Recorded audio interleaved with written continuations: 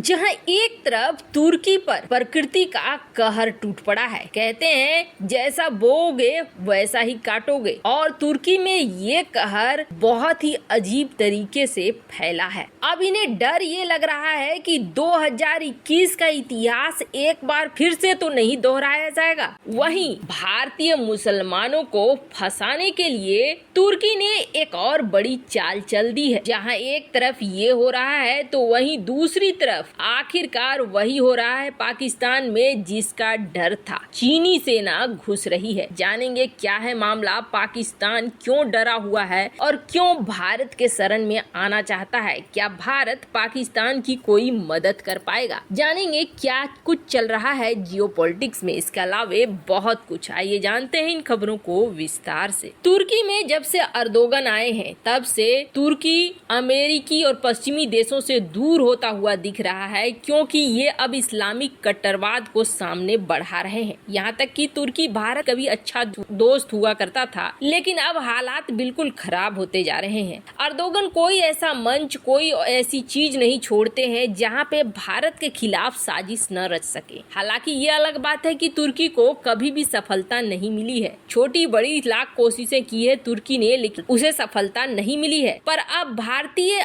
अमीर मुसलमानों को फंसाने के लिए तुर्की ने एक बड़ा चाल चला है। तुर्की ने ये कह दिया है कि मात्र $4 लाख आप हमारे रियल एस्टेट में निवेश करो और हमारी नागरिकता ले लो। ये उन्होंने हालांकि दुनिया भर के कई मुस्लिम देशों के लिए किया है और लगभग सभी मुसलमान के लिए खास तौर पर किया है। पर जो ज्यादातर संख्या निकल कर आ रही है, जिनको नागरिकता दी जा रही है, वो है भारतीय अमीर मुसलमान। यानी कि यहाँ के अमीर मुसलमान का निवेश करवा रहा है तुर्की अपने देश में। जाहिर सी बात है आंतरिक रूप से एक अलग चाल चली जा रही है, कुछ अलग सोच के तहत ये सारा कुछ किया जा रहा है। इसलिए भारत को अलर्ट रहने की बहुत जरूरत है। लेकिन तुर्की में इस वक्त स्थिति ये है कि एक तो कोढ़ ऊपर से खुजली वाली हालत हो गई है। तुर्की की अर्थव्यवस्था दिन प्रतिदिन गिरती जा रही है और लीरा की वैल्यू भी गिरती जा रही है। लीरा जो कि तुर्की की करेंसी है। पर इन सब से अभी बहुत सारे कहर बचे हुए थे जो फिर से तबाही मचाने के लिए आ गए हैं। तुर्की में बाढ़ से बुरा हाल हो, कई इलाकों में लोग पानी से घिर गए हैं। यहाँ तक कि तुर्की के आपदा और इमरजेंसी मैनेजमेंट उतर चुकी है। 3 जिलों में बहुत बुरा हाल है। ऐसे खौफनाक वीडियो जा रहे हैं जिसमें बाढ़ के पानी का बहाव इतना तेज है कि पूरा का पूरा पुल बह जा रहा है। पानी के बढ़ जाने से कई आवासीय इलाकों में भी पानी भर गया है, कई घरों में पानी घुस गया है। अब अधिकारियों के लिए बहुत मुश्किल हो रही है यहाँ तक कि लोगों को बचाना, क्योंकि अगर ये पानी इसी तरीके से बढ़ता रहा तो बहुत बुरा हाल होने वाला है। तस्वीरों में आप देख सकते हैं जिस तरीके से 2021 में तुर्की का हाल हुआ था वैसा ही कुछ हाल हो सकता है। वैसे तुर्की इन दिनों बहुत ज्यादा प्राकृतिक आपदाओं को भी झेल रहा है। हाल ही में तुर्की के जंगलों में आग लग गई थी, जिसकी तस्वीरें आप देख सकते हैं। उस वक्त भी बहुत बुरी स्थिति हो गई थी। तब तुर्की की मदद के लिए आसपास के देश आए थे जिन्होंने इस आग को बुझाया था, तब जाके कुछ शांति हुई। पर इस बाढ़ में सबसे ज्यादा समस्या ये निकल कर आ रही है कि ऐसे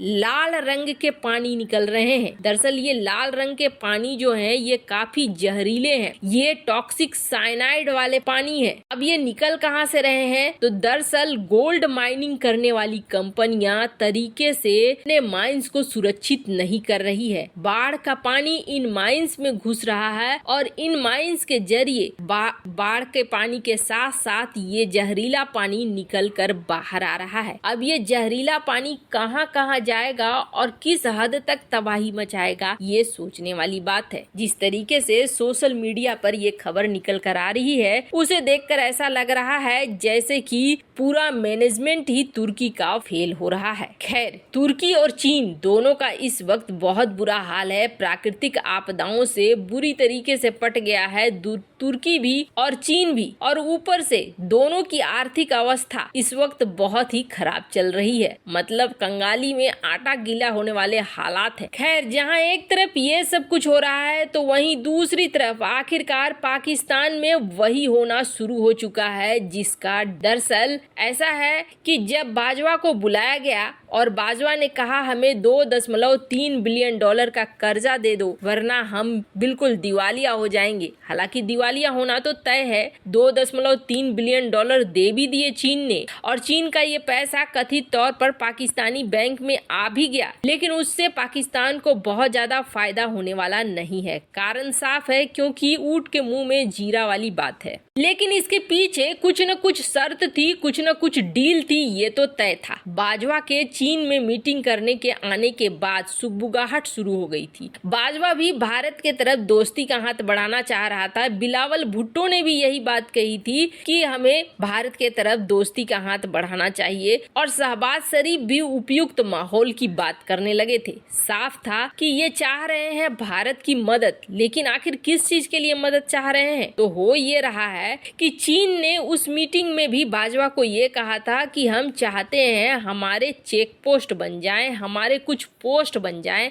खास तौर पर पाकिस्तान के खास इलाकों में। चीन का ये कहना था कि चूंकि चीनी नागरिकों पर हमला हो रहा है, ताजा हमला अप्रैल में हुआ था जब बीएलए की एक महिला आत्मघाती हमलावर ने कराची विश्वविद्यालय के पास चीनी नागरिकों को ले जा रही एक वैन के पास खुद को उड़ा लिया था। इस घटना में 3 चीनी ऊपर पहुंच गए थे। बलूच विद्रोही समूह इससे पहले भी सीपेक परियोजना को निशाना बनाकर कई हमले कर चुके हैं, जबकि बीएलए बलूचिस्तान में चीनी उपस्थिति का विरोध करता है। तो वहीं टीटीपी भी इस वक्त बहुत एक्टिव हो गया है। वो भी चीनी नागरिकों पर हमला करता है, इसके लिए भी दोष ठहराया गया है। तब चीन ने ये कहा था कि चूंकि हमारे नागरिकों पर हमला हो रहा है और पाकिस्तानी सेना सक्षम नहीं है, वो हमारे नागरिकों को सुरक्षा नहीं दे पा रही है, ऐसे में चीन ये चाहता है कि उसकी आर्मी पाकिस्तान के अंदर घुसे, और ये बात उस वक्त मीडिया में निकलकर सामने आ चुकी थी। अब हो ये रहा है कि कथित तौर पर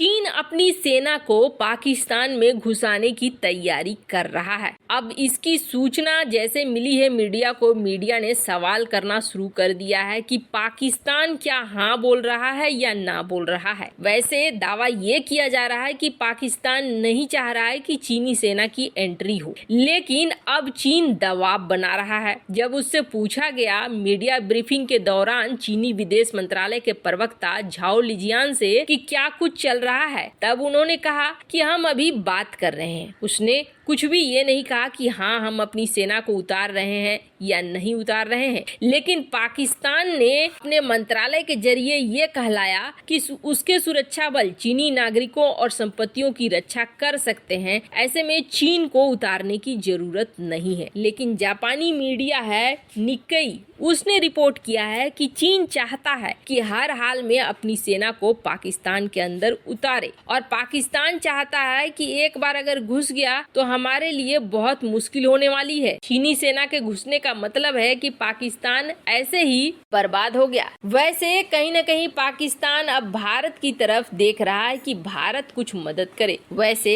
ये हालात भारत के लिए भी समस्या पैदा कर सकते हैं। इस मामले में आपकी क्या राय है, कमेंट कर जरूर बताएं। जल्द मिलते हैं अगले वीडियो में नई खबर के साथ।